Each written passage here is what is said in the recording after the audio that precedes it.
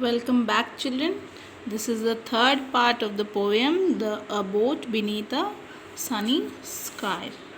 So, in a wonderland they lie, dreaming as the days go by, dreaming as the summers die. So, who are they here? The children. So, in a wonderland they lie. In this stanza, the sixth stanza, the poet describes how the children are living in a wonderland or a dreamland. They waste away the days fantasizing and dreaming about the summer.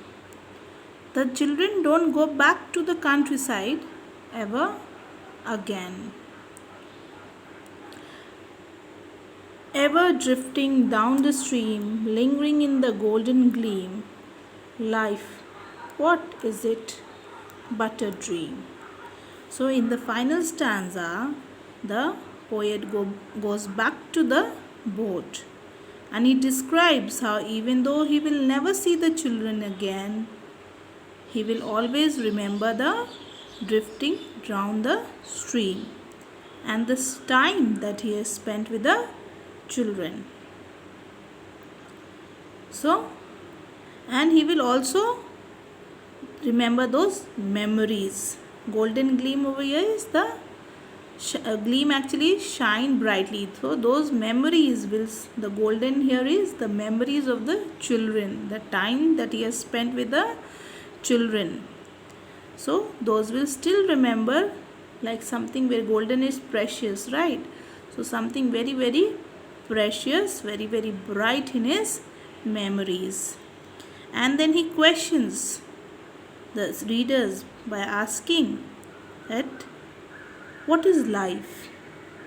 Life is, what is life but a dream? So he is telling that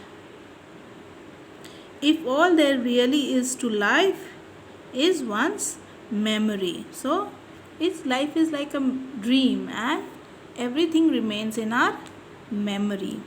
So in this poem, the poet has painted a colorful imagery and he is very, very descriptive in writing how these children still are in his memories, their behavior, how they change, the phase passes from childhood to adulthood, how more children come in his way to listen to his story, but they are not the same as Alice. How Alice remembers or is a part of his thinking, imagination. So thank you, children. We'll shortly send you the question and answers. So please write them very neatly in your notebooks, classwork notebooks.